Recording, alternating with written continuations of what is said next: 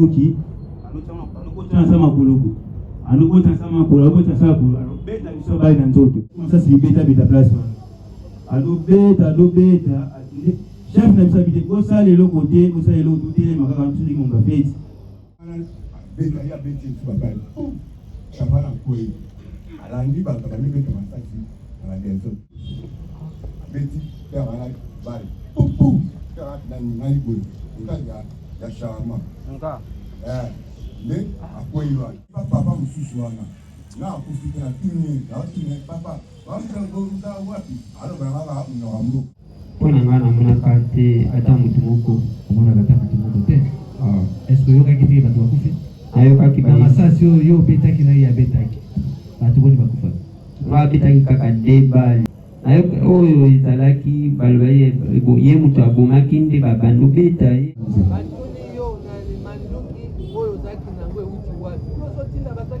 sina na manduki mzee parce que kama alikuwa na arme mais niingia nayo mwalimu kwa sababu est-ce si vile atanijua mimi arme papa na alikuwa yona ye anabanyo beta isusu ndego mo balata isaki na mkono ando tumike mana na ndo kanele ba mpe na luki na papa na beta ya beti tu papa papa na kweli na munduki na yake ndaki wapi ibaki wapi aibaki ya collègue oui tangu bazopeta ye na sena ya zwaki munduki na toboto laki munduki wana buto laki yango tozaki yango ko eza wapi ezongi kote ya kweli munduki asopona yo akotika na maboko ba civil de ba mema yo ba protéger yo boko alikuwa soit des années en passant balikuwa na moto yabo ile sasa banacha moto pale yo za soda agressé par ba oyo zolo ba pe baza ba soda loko ba nalo baza ba civil ba oyo basala intervention ba beti masasi likolo bakotika yo wana lisusu yo moko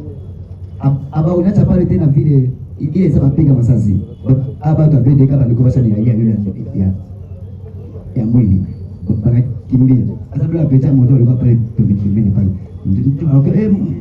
mwache ndio sasa tunafanya na tunabadilisha terrasse après on est dans la maison. Lorsque les DGR ont tiré, ils ont sonné, alors les gens qui étaient sur lui, ils ont fui. C'est là où il a vu des montages venir lui prendre cosy, venez nous partons.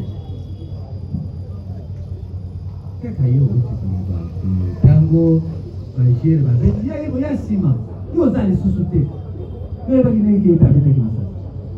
Parce que ile sasa mbamba hapa sasa mbamba banaangalia arme yake ilikuwa ili alitire ndio anaenda kwa pande ile sasa yeye alitire na sasa kule. Il a dit lorsqu'on l'a arrêté on a vérifié que c'est son arme qui a tiré. Ndio mbamba na arme. C'est pourquoi on a saisi l'arme.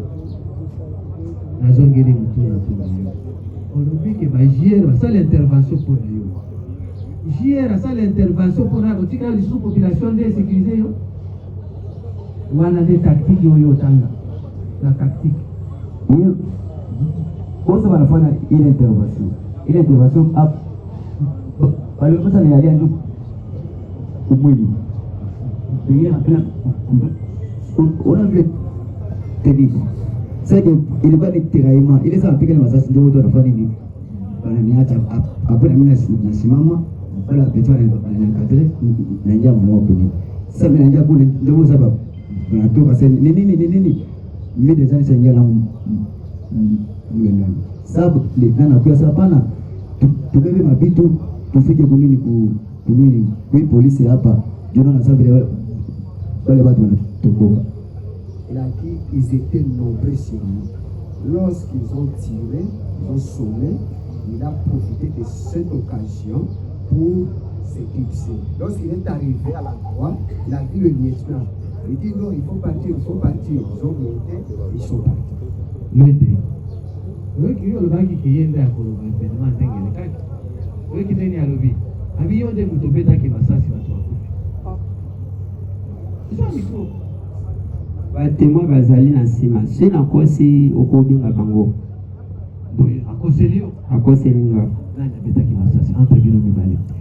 ere toyoki masasi ebeti biso oke mbangu toyoki 4 ba eleli toke ere toke tokuti bazobeta ye afona ye bakeyende mutabetaki masasi yaolo bake bajier mpona ngai namona bajier te yo omonaki bajier namona ete nzambe témoin nzambe alikolo bajier bazalaki te si bazalaki namonaki bango yende abetaki mpe bajier nde obetaki masasi si bajier si ye nde naoyeba te yaolo bandi bajier babetaki po biso yaki événement esili si naokosa bato oyo bazalaki kolandela makambo nyonso baza si place bakoloba ntango yo oyebi mesisi omonaki bato oyo bazokaki ye abendanaki babendaki ye babando beta ye makasi nde na ye osa intervention ndeko na ye wana abukinga charge gami nde na yo bazwaki basasi omonaki bango babi alobi soki bato bakufi na boyo bazokaki yo nde obetaki masasi bato ma bazali bajier babetaki mpona sommation me moto ekobeta masasi na yo batema bazali si nakosi nakobenga bango mpo namoni bango na nsima bandeko oyo azali lakisa biso batema ye wana azola yaka kolo makambo ndeko na akufaki ye wana si nakosi ya koloba nyonso aokotelanga te mpe aokotela ye te aoloba verité. Vous avez acté, monsieur le greffier, que le prévenu l'UND persiste ici, qu'il y a des témoins qui ont vécu les faits, qui vont confirmer entre les deux qui avait tiré. Tata, vous avez un micro. Yo nani kumbuka? Bisaji Kubika. Bizali Kubika Johnny.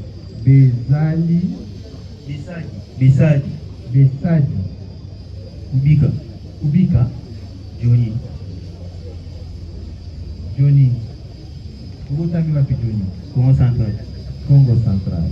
Esika nini? Village Mumebe. Na quartier 9A Manyanga. Quartier 9 Manyanga Nyodi. Avenue Manyanga Nyodi. Quartier 9. Commune Gilles. Vous avez un numéro de téléphone? Isali. 97 110 39 65. Pesa paye micro bala moko tozo identité na ye. Kombo na Nyezi na Vonya Sei. yo zaki na sen. Yo tozalaki. Tozalaki na ngambo. On les entend complètement. Vous avez une relation na bato bakufaki. Wakandi kuna biso église. Ande kwa église donc il est kwa famille et Église. On les entend comme des témoins de des renseignants. On va les entendre comme des renseignants parce qu'ils ont vécu.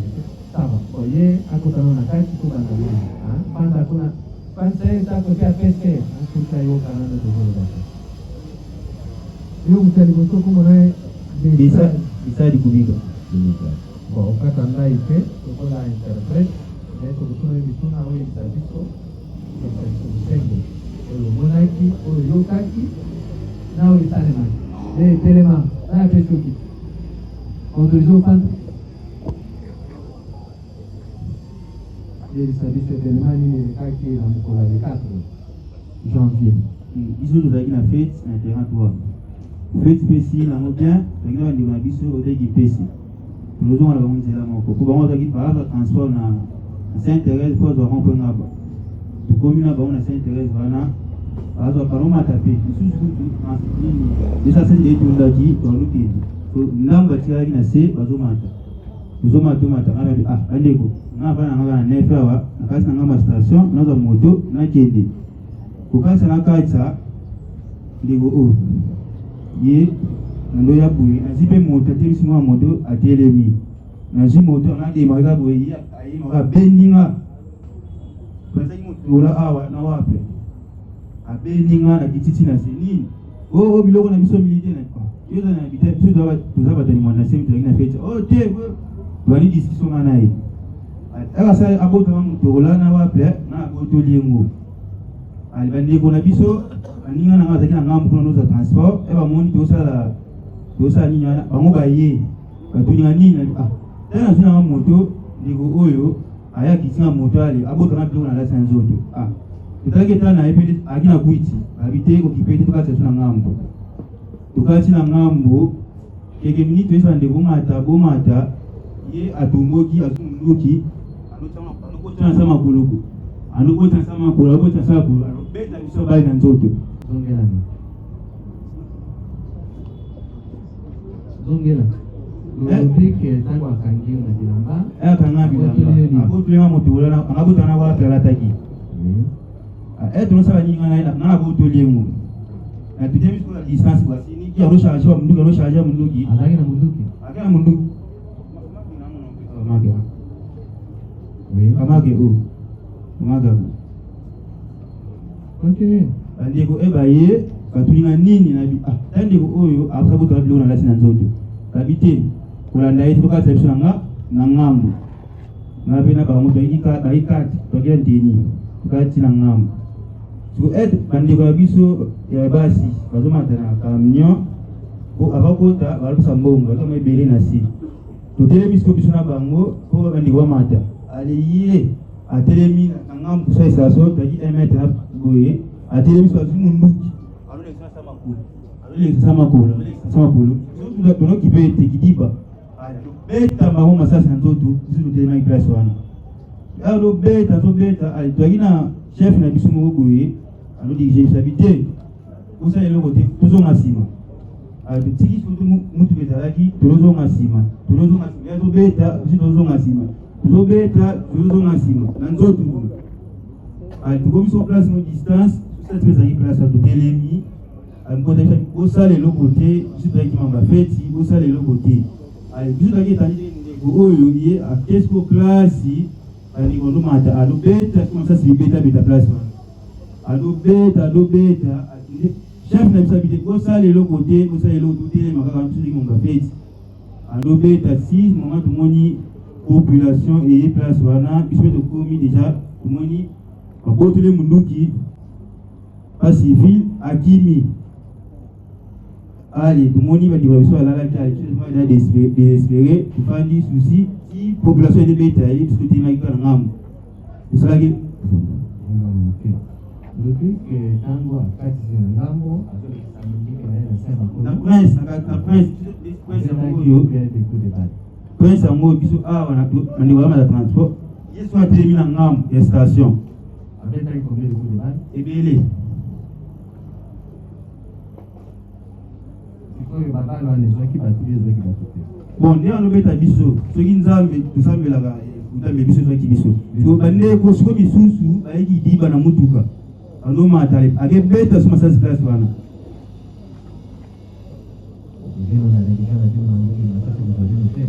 biso tozwaki sire biso tozwaka sire biso ndeti na nga naza sire alobeta biso me a 18 amoni biso alobeta na boye alobeta na boye biso tozali kaka place wana alobeta kaka boye amoni biso tozwa te akimi sikoyo akesikoyo akote badikonomata ya transport na bato bazalaki wana population alobeta sikoyo basasi place wana susu sikoyo masasi oyo abetaki ezwaki bato boni bon biso tomonaki 3 personnes bazwaki bango na jeune fille moko boye azwi ndeko na biso moko ya moke ya 10 ans abetaki ye biso munduki baoyo bakufaki baza boni isatu bakufaki sur place wana bon ti tozalaki kuna toyaki ntina 7 na hôpital oyo tofefaki biso bakufi na hôpital biso ya transferaki na kampo kolona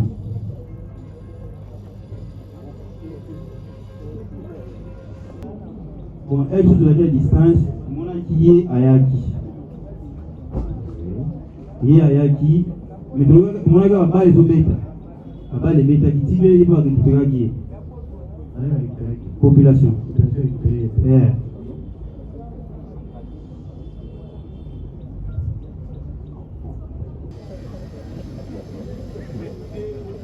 Prévenu Hollandi olobaki ke yende abetaki bagere babetaki me ye tata oyo alobi ke moto abetaki na ye nde moto omenasaki ye nde moto obotolaki we esokorekolaki ye nde moto obotolaki we moto ule tulikomba kusubiri ndio mambo ya wetu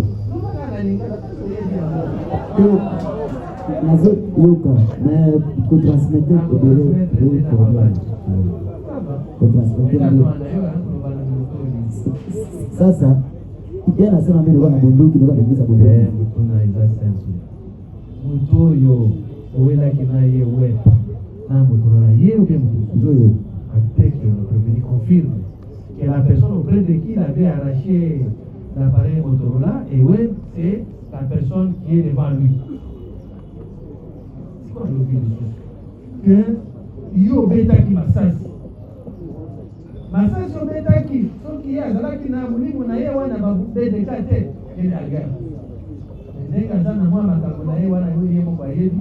De ye izwa kiete meke kozwa bato ya mulimu ya pete. Sasa ndio natuliza hivi. Mimi tabeba ozana kulituna te répondre à mutuna. Alobi yonde mutobeta ki masasi. Mutuna ni. Ezo yao kubo wale mutuna ngani tu. Bunduki sina na bunduki. Tapiga masasi na nini? Hiyo iko nasema hapa, iko nasema parce que mimi na yeye kwa na terrain. Est-ce que benzo beko batatu na mabunduki yao kwa na hiyo kwa koselio ponde na oya ke yonde mutobeta ki masasi yete materi yetu hii kila mtu anavaa materi, kila mtu ego na materi. Mimi sasa na bunduki moja ponde na mutuna o distraire biso te teni batangi batu nyoso te ozai 4 non pone batiki ba mususu wana d'après yo ozai 4 pone batiki ba mususu bale wa 4 bade abakutoka nje bale bade bozalaki mie ndo mimi sikasema alipiga masasi yoni hapa basi mimi nilikuwa na bunduki sinatuni yo ozaki 4 batangi bami bale wana te batangi bino mi bale ye bakonfirme ki abeta ki masasi likolo ye pe alobi yango ya solo abeta yo alobi yo nde mutobomaki sasa taboma na nini ipi sana bunduki sasa bunduki yenyewe niliboma nayo si basi soda abamfurahi nyuma ya mkongo kunibambe hivi soda mama avec tous les 5 étoiles est-ce que yeye eko na confirmer tout les ça tulifika pale bunduki bisi na nayo bunduki bisi na nayo sasa mimi tapiga masasi je hapa kila mtu anasema ndio alifanya. Il a dit lui n'avait pas l'arme. C'est dans quelle magie que je vais utiliser l'arme. D'ailleurs, c'est parce que lui et le monsieur en question, ils avaient déjà des antécédents le matin lorsqu'il avait arrêté. Alors, qu'ils me disent, parce que le militaire, on l'arrête avec des preuves, qu'il prouve que j'avais l'arme. Si l'arme est là, que je détenais, qu'il prouve. Mais moi, je n'avais pas l'arme. Yo zake na bunduki te. Sina bunduki. Ya koselio. Analongofa. Ye pe akoselio. Ye na analongofa. Sasa mimi na tunatumika fashi moja. Sasa mimi bunduki nani ili atakonfirm sema mimi ndio bunduki kingani ndio. Yo na yeye bozana problem? Mimi na yeye. Aduna problem ni mambo. Ndio baka hii. Ni mambo. Au koselio kuna nini? Yo zana hii problem te. Sasa bunduki ndio najiuliza, mimi najiuliza bunduki yenyewe nilikuwa nayo. Bunduki aje? Uje sasa yeye mama na bunduki yake. Sasa mimi bunduki yangu nata atabeba. Mimi sikuwa na bunduki ile unasema ni doit défendre. Il dit, moi je n'avais pas l'arme. On a arrêté, c'est lui qui avait l'arme. L'arme est là. Et moi, mon arme est où? Untu tolaki na population. Population kimi na mutu kimi kimi na population kanyiye badobe tale moko rapide mutu kimi. Acte que l'arme dont il avait été arraché par la population. Parce que la population. Agina munduki magabu. Partie civile, il y a un mot à dire par rapport aux circonstances parce que vous qui avez. Merci. Obotami wapi? Date? Oui. Le 23 mars 86. Kombo ya papa na yo? Mafwani Salan. Azali bia kufa.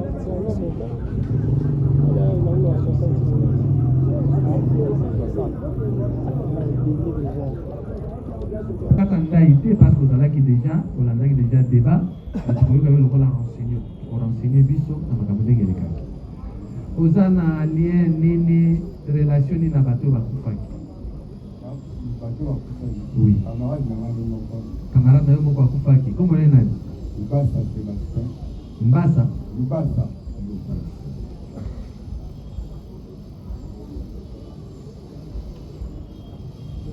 Na mane kombo na Mbasa.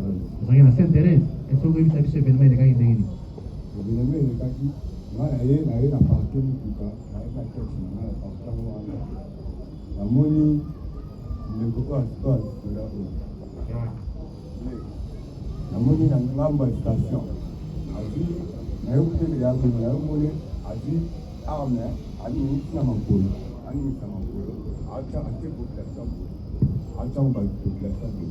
Akadi na ngambo na elba aka ndiza na alandi bango ti kuna bwe akwende ba ndeko na bango mususu aye wana ni bando sama mina après ye alaka mpeni civil alaka mpeni civil alaka coupe na polo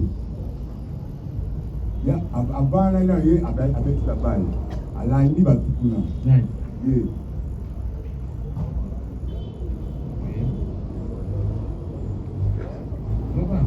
abeti babali bawana siku na yebe ete soki bato bakufeli kotala mpe ndenge lutu nga atelemi kote bateka bashama nga atelemi wana ye alaki amfiji azwi apini mbango ye ana arme ye bakomaki wana de arme azwi arme nde avana ale ye na papa moko boye eleseka alobeta ba arme papa moko anga ye azwi abotule arme abotule arme nde bakota na wana ye ayekoya ne papa na aoloba nga atelemi wana yatemi panise ne papa na aoloba papa na mpe nde ayebaki te aloba na ye te kobeta lisusu te na feni na maîtrise ale ye ayebaki te amonika bongo abandi ye mutu abandi koma liboso abeti mpe wana bale pupu na ningali boye ekaki ya shama nde akwei wana papa na akwei wana ye alabangi obeta lisusu ndeko moko balaki esaki na mokongo andoto mike na ndoto anele bango mpe na ndoto na bango papa na abeta ye abeti etu babali papa na akwei alandi bato bamibeta masasi na badenzoto nga batami bakote ya shama na ye nakota na kati ya shama papa na pusana liboso nakota na kati ya maison mwana moko ya shama tozali tokomi eloka neti na kati yana tokomi 3 mwana mwasi moko alaki olala na mwana moko mobali oyo peti wana mosusu wana abimi mbangu po babibaka lisusu pena te peti wana abimi mbangu eyebaki mpe te kaya kuna ke zazwi mbala peti na pusani akei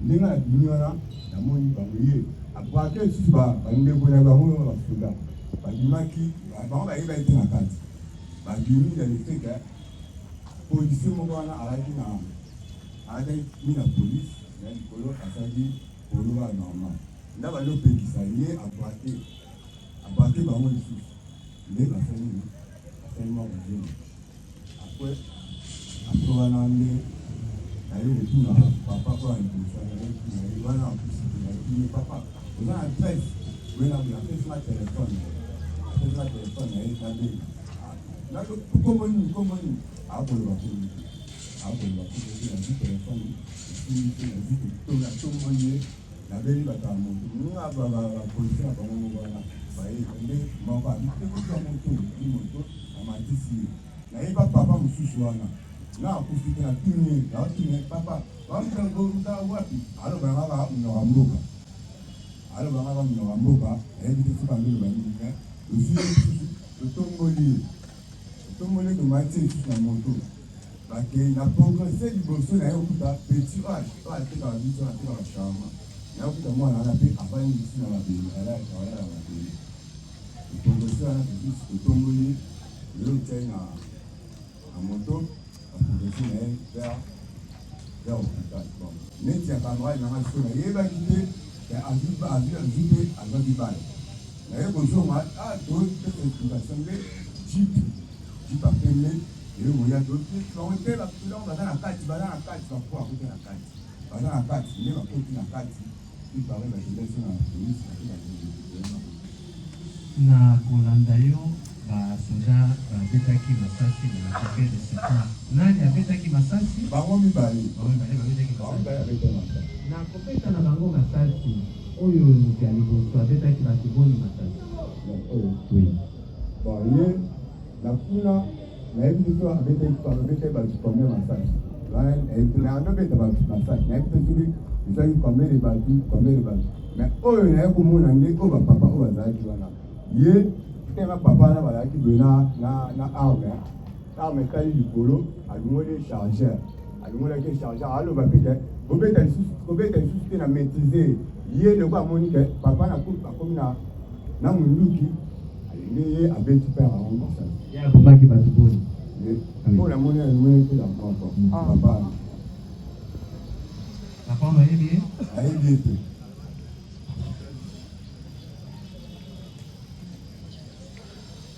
oyo abetaki omonaki te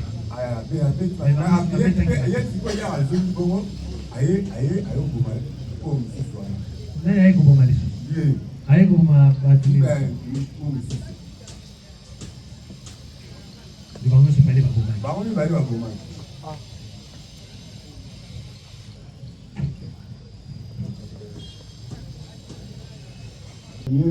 naso na tata na moninga na ye oui wana nga ekomi te wana ekuta ye na ngambu ya station atia baarme akutie na ngambo ya station station sikoyo ntango omoni ye na ngambo ya station akotisi arme na makolo na ye abetaki combien de coups de balle abetaki na direction ya banani abeta na direction ya n sikoyo ya logo na population bi azobeta likolo na population boye akatisa oyo aolanda bango bakima banoza bango transport bakima ya aolanda alandi bango ti wana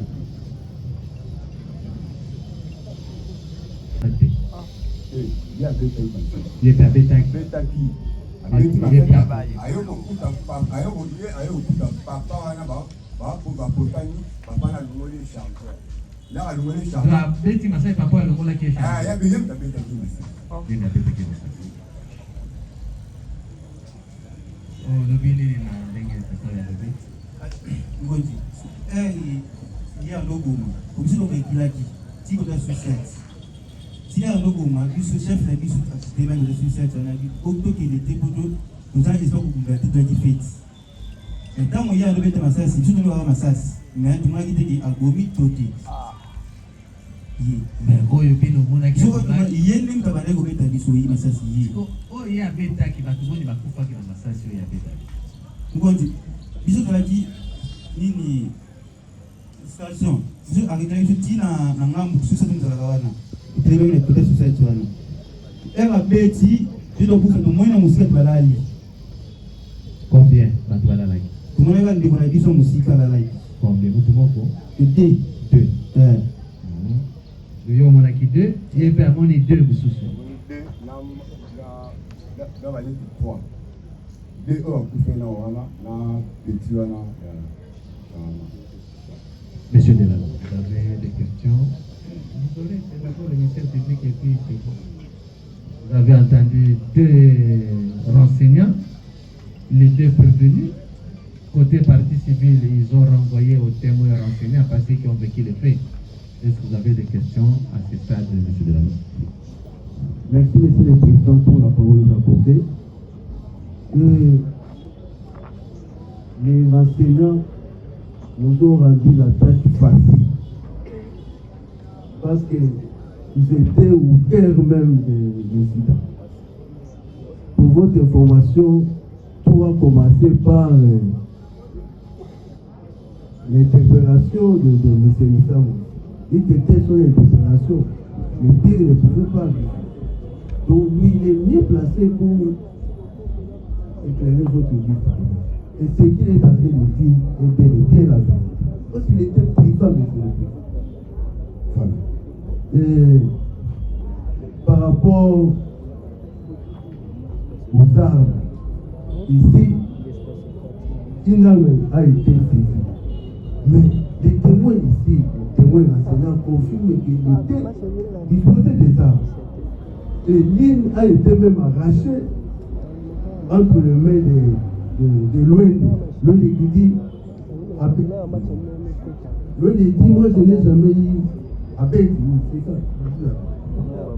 Ce n'est pas des dotations, mais ce jour-là il a été fait avec une arme. C'est pourquoi nous voulons nous poser la question. Avec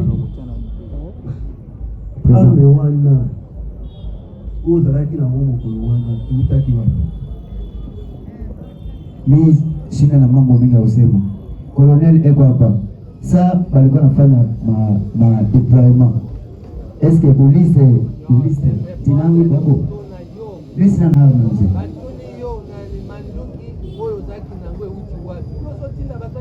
Sina na manduki mzee parce que kama alikuwa na arme mais niingia nayo kulimu kwa sababu est-ce que civil ataliwa ni arme? Niko na arme hivi civil kwa mbele arme. Est-ce que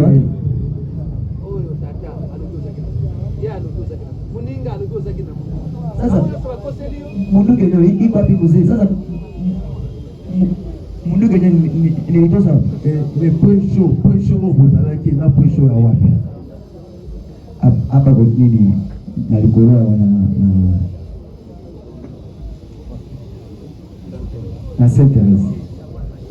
Il y a aussi des policiers là-bas, donc les policiers va s'arrêter. Tout ça qui miste. Parce que tout le monde il y avait des armes là-bas. Ils pouvaient utiliser l'arme d'une autre personne. C'est tout à fait clair. Quelles sont les autres continuer? Et nos armes, maintenant, vous savez combien de temps passé? Depuis déploiement, depuis le déploiement. Ça fait combien de temps? Ça fait déjà tout le monde déjà un mois depuis le déploiement. Il vient d'accord. Mais Monsieur le Président, nous insistons sur un aspect. C'est prévenir le courage qu'il avait ces jours-là pour interpeller les gens. Vous voyez la masse, la personne qu'il a interpellée. Il est géant par rapport à lui. Et il n'était pas seul, parce que sur la vie, il y avait beaucoup d'adeptes d'accord qui passaient. Le courage là est venu suite à l'arme qu'il a tenue. Lorsque le militaire a une arme, il se croit être supérieur à tout le monde. On devient à ce moment-là tuer. Il sait que personne ne peut m'inquiéter ici. Et puis ici, il peut dire non, mon arme a été saisie par mon commandant, c'est faux.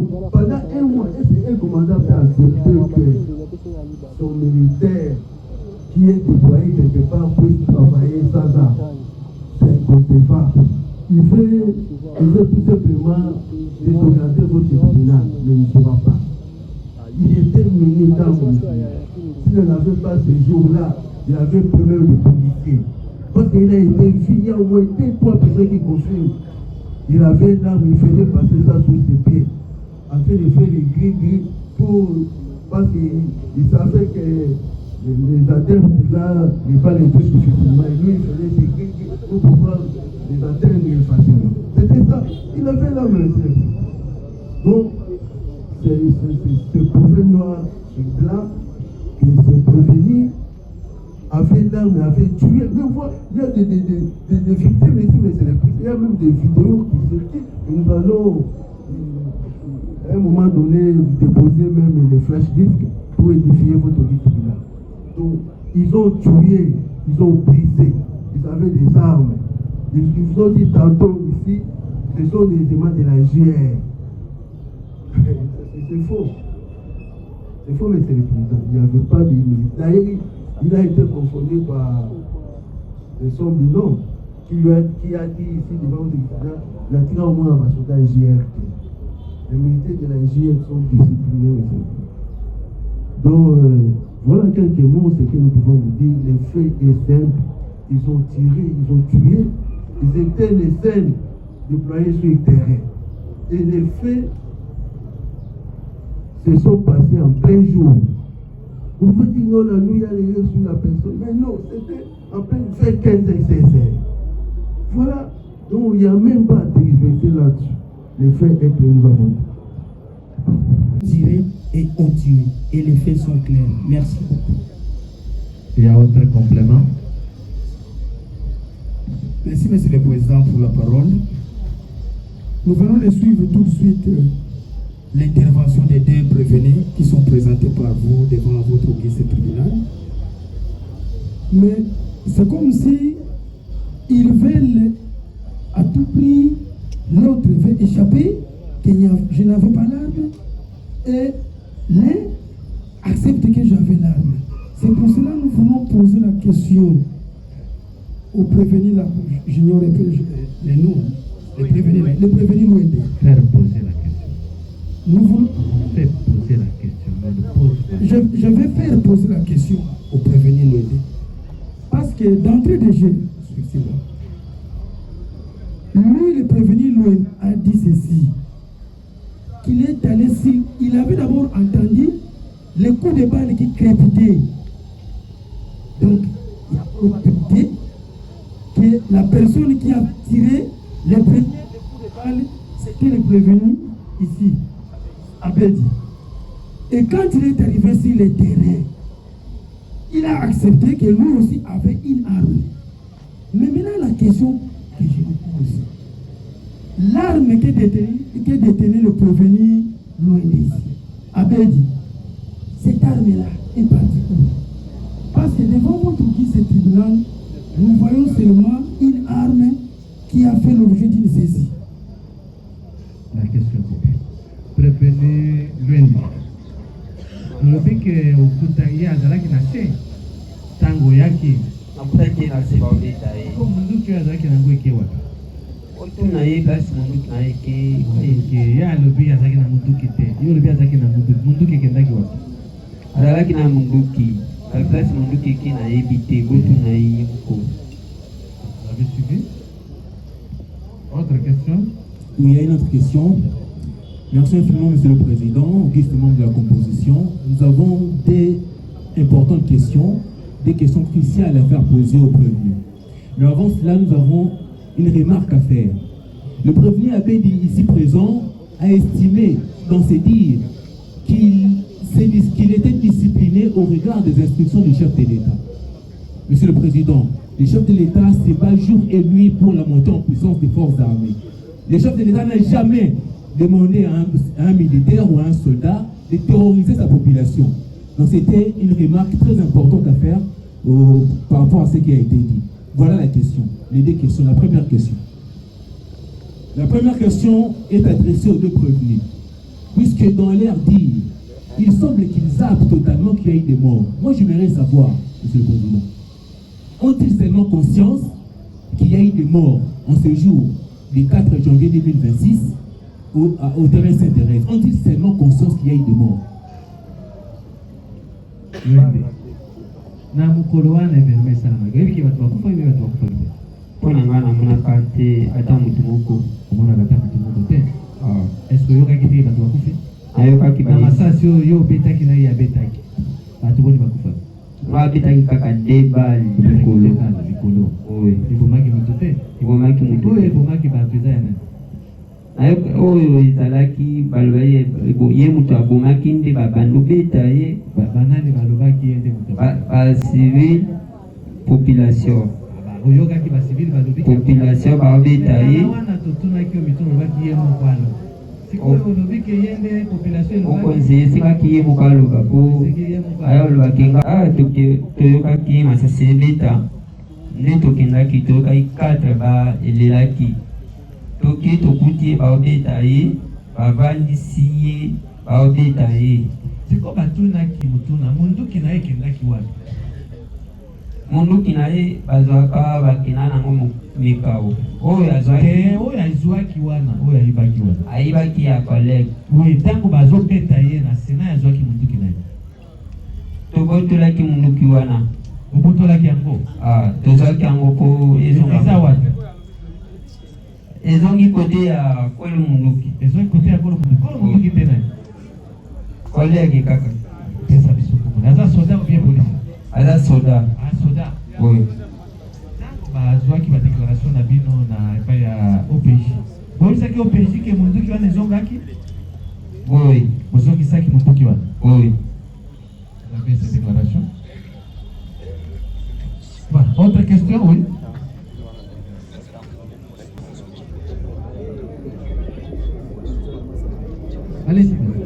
votre nom, Monsieur le Président, nous avons une petite préoccupation, mais qui semble capitale. Nous avons fait comparaître le témoin ainsi que le renseignant ici présent.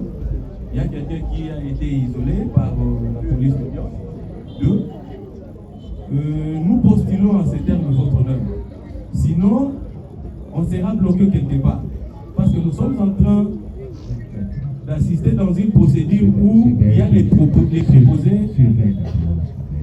peux dire qu'il serait bloqué. Votre honneur. C'est vous qui serez bloqué. Oui, c'est nous en tant que parti civil. Pourquoi j'ai dit ça? On va, si jamais votre tribunal va rendre une décision qui sera exécutée, alors que la République n'est pas représentée ici présent. Et c'est comme ça que nous sollicitons, après l'audition de 2 témoins qui sont dans l'isoloir, que nous puissions renvoyer même dans 72 heures parce que nous sommes dans une procédure de flagrance. Et cette fois-là, cette décision qui sera rendue sera contradictoire à la République. Nous avons dit votre honneur. Maintenant, vous voulez que la République vienne, lorsque nous allons déjà entendre tout le monde. Mieux vaut appeler la République suit, et à ce moment-là, maintenant, nous pouvons prendre vos paroles. Maintenant, vous n'allez pas demander que tout le monde parle, la République. Quand la République viendra, il faut que la République écoute aussi. Si c'est là que la position du tribunal concerne.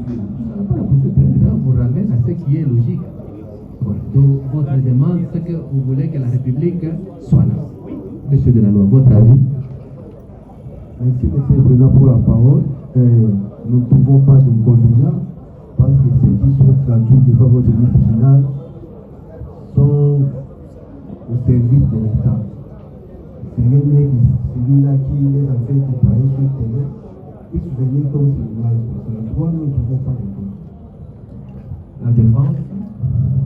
Monsieur le Président, nous, la défense, nous trouvons c'est inopportun. Pourquoi? Puisque la procédure... Comment c'est inopportun? La loi le dit, comment vous allez dire que c'est inopportun? La loi interdit la comparution de la République. La loi n'interdit pas. Oui. Puisque à l'état où nous sommes, on trouve des gens qui ont fait atterrir.